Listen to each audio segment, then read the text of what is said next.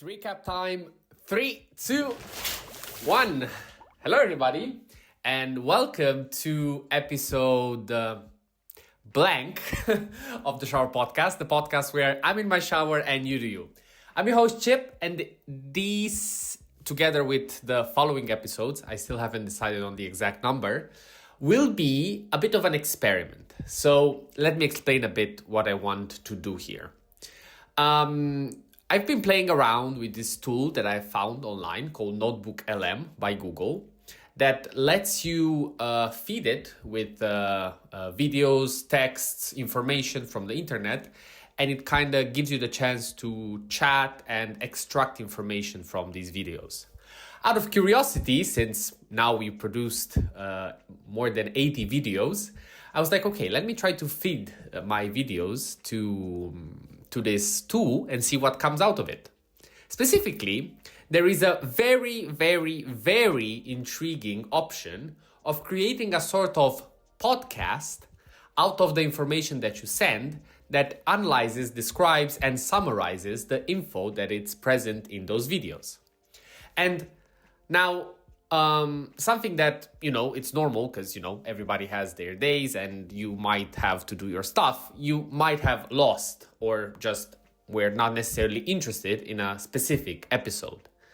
And what I want to do here, since that unfortunately I will also be out for a few days and I feel like I need a bit of a moment of inspiration, because again, if you have followed the last episodes, you'll understand why, but I need a bit of a fresh start. So I was like, why not use this opportunity to create this tool, give you the chance for a recap, and continue with my progress towards the 365 episodes.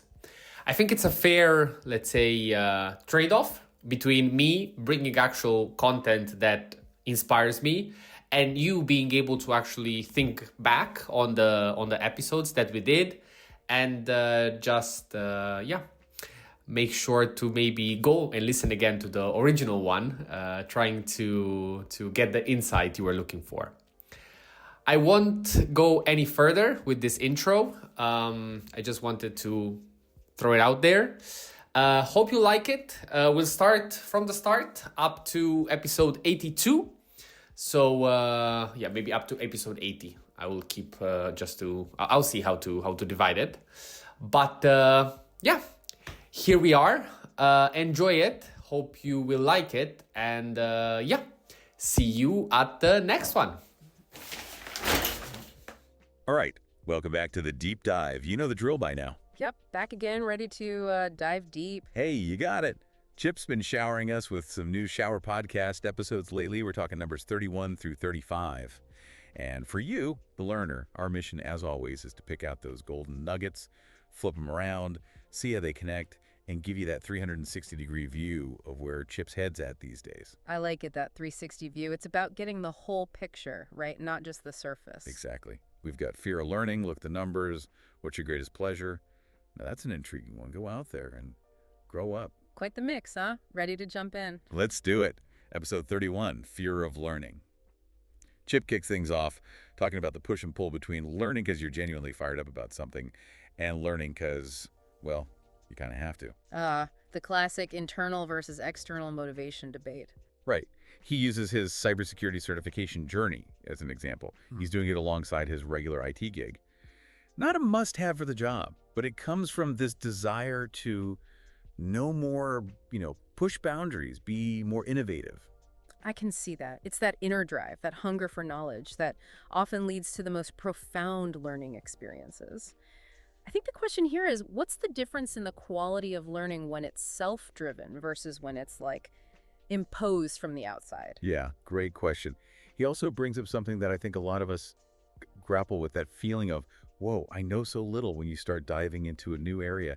He talks about chatting with more experienced folks in his field and just feeling dwarfed by their knowledge, their years of experience. Oh yeah, that feeling of being a small fish in a huge pond. Totally. It's like the more you learn, the more you realize you don't know. Chip even throws in the term blissful ignorance. Right, because sometimes not knowing can feel, easier. But is that truly fulfilling? Good question. So how do you get past that feeling of being overwhelmed, of being small, like you were saying? It's a shift in perspective, I think. See that feeling not as a weakness, but as a starting point, as fuel for growth. It's like realizing there's this whole universe of knowledge out there just waiting to be explored. It's exciting. I like that, tuning that smallness into excitement. Exactly. Chip's main takeaway here, which I find quite practical, is to zoom in on the next doable step in your learning journey instead of getting lost in the enormity of everything there is to learn. He also makes this brilliant point about how future experiences shape our understanding in ways we can't even predict right now. It's about taking one step at a time and trusting the journey.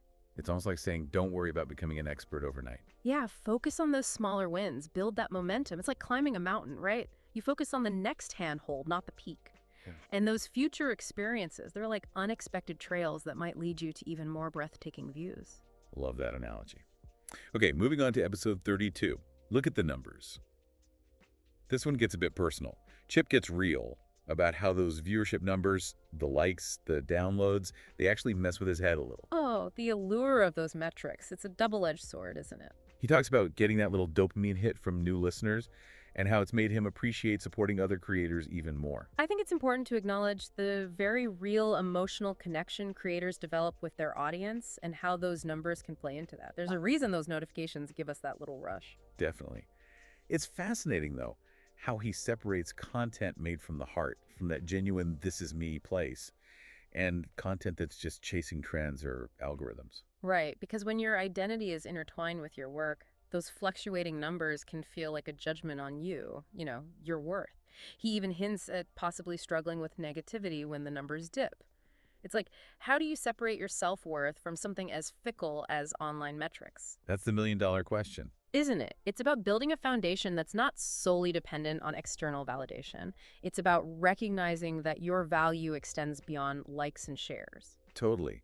But Chip also talks about this sense of resilience he feels because he's putting his true self out there. He's not trying to be someone he's not, so the feedback, whether it's good or bad, doesn't shake his core identity as much. So is authenticity like this magic shield in the online world? I wish it were that simple. While authenticity is definitely a strong starting point, let's be real, even the most genuine people get affected by criticism. However, Chip's point about aligning his online persona with his true self, that suggests a level of integrity that can provide some protection. When you're not pretending, those external opinions are less likely to feel like a personal attack on who you are at your core. It's like the criticism can bounce off a little easier. Exactly. It doesn't penetrate as deeply. Now, on to episode 33, recorded in, wait for it, Rome. Ooh, fancy. The title, What's Your Greatest Pleasure? Definitely a more personal one. Chip shares a conversation he had with friends about ranking the pleasures of eating, sleeping, and, well, sex, his order. Eating, then sex, then sleeping. Okay, now I'm really curious about his reasoning. It's fascinating, right? This episode really highlights the subjectivity of human experience. What one person finds deeply pleasurable might be totally meh for someone else. And Chip's willingness to lay it all out there, his ranking, his reasons, it gives us this peek into his values, even his past experiences. Like how our unique journeys shape what we find pleasurable. Exactly. So for Chip, eating takes the top spot. He links this to maybe not having the most diverse culinary experiences growing up and then having this phenomenal meal in Rome. Sleeping, though it's obviously essential, comes in last. He almost sees it as a waste of time if you didn't need it. The pleasure comes when you're completely exhausted. Makes sense. And sex. He acknowledges the unique sensation, of course, but for him, it's really about the connection, the chemistry with a partner. It's not just physical, it's emotional, it's relational. So his ranking, what broader insights does that give us into how we value different kinds of pleasure? It really underscores the idea that pleasure isn't solely a physical response. It's intertwined with our mental and emotional states, our personal histories. For him, the sensory experience of eating and maybe even the social aspect, that makes it top tier. Sleep, it's vital, but more of a necessity. And sex, it's heightened by intimacy and connection. So basically the context and our values color our experience of pleasure. Exactly. The conversation then takes a turn towards guilty pleasures and that tricky line between pleasure and addiction. Chip stresses the importance of having a bunch of different sources of pleasure to avoid getting hooked on just one. So how important is it to diversify our sources of pleasure? Is it really that crucial? It is, especially for our overall well-being. When we become overly reliant on a single source of pleasure, we can develop unhealthy attachments and neglect other important parts of our lives. Having a variety of things we enjoy, activities, experiences, it's like a safety net. It creates balance, builds resilience, and ensures we've got multiple avenues for happiness and fulfillment. It's like not putting all your eggs in one basket. Exactly. Okay, episode 34, Go Out There, has this energy that's just infectious. Chip recorded it right after getting back from Rome, and it's all about the importance of breaking free from routine, seeking out new experiences, even if they're small, stepping outside that daily grind. Why is this newness, this novelty so important for us? Is there like a scientific reason for that? There is. Our brains are wired to light up when we encounter something new. Novelty triggers the release of dopamine, which boosts learning and memory. Breaking out of those routines can shake up our thinking, help us see problems from fresh angles, and, spark that creativity. So it's about keeping our minds agile. Yeah, preventing that stagnation that can come from doing the same things day in and day out. He really pushes the benefits of travel and social interaction, saying they bring new perspectives, ideas, and just that overall motivational boost. And he reassures listeners that taking a break doesn't mean you're falling behind, that you can actually come back more focused, more productive. It's all about grabbing those opportunities for new experiences without getting bogged down by what you might miss. Right. It's about trusting that you can step away and come back even stronger. But isn't there a risk of going overboard with this, of constantly chasing novelty and neglecting stability? That's a good point. While novelty is great, a life that's all about constant change can be unsettling, even anxiety-provoking for some people. The key is striking that balance between routine and novelty. Routine gives us structure, that feeling of security. Novelty injects energy, helps us grow. Chip's not saying ditch routine altogether. It's more about consciously weaving in those breaks from the ordinary. It's about finding that sweet spot. Exactly. Okay, last one. Episode 35, Grow Up. This one's interesting. Chip talks about always being around older people throughout his life, in childhood, early adulthood, even now at work. He feels like it made him mature faster, like he was mirroring their behavior, their goals. I can see that. So how much do role models actually influence our development? Role models are super influential, especially when we're younger. We're wired to learn by watching and imitating those we admire, those we aspire to be like. This social learning, it can really speed up how we adopt certain behaviors, values, even our aspirations. Chip's experience shows how being around older, more seasoned individuals can shape a younger person's sense of maturity and direction. It's like having a blueprint to follow, even if it's not conscious. Right. But then he talks about this shift happening now at work. He sees some of his more experienced colleagues, and they don't seem to have that same outward enthusiasm, that drive that he feels. And it makes him question where he's going to find inspiration now, that he can't just rely on observing older peers. He realizes he needs to cultivate a more internal drive. Okay, so what does that shift mean in terms of, like, personal growth? This marks a pivotal moment in personal development, that transition from external guidance to internal motivation.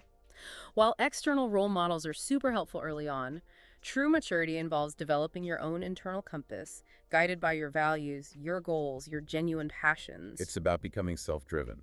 Exactly. Finding that inspiration from within instead of always looking to external examples. But here's another layer Chip adds. He starts to see how his younger perspective might actually be valuable to his more experienced colleagues. It's like, it's not just a one-way street of learning from those older than us. So why is that back and forth, that intergenerational exchange, so valuable? Think about it. Different generations bring such a diversity of perspectives. Younger folks often have fresh ideas, they're adaptable to new technologies, they understand current trends differently. More experienced individuals, they bring wisdom, historical context, a deeper understanding of complex systems. So it's about combining those strengths. Exactly. When you have that two-way flow of knowledge and ideas, it can lead to amazing things. Innovation, better solutions, a more dynamic and enriching environment for everyone.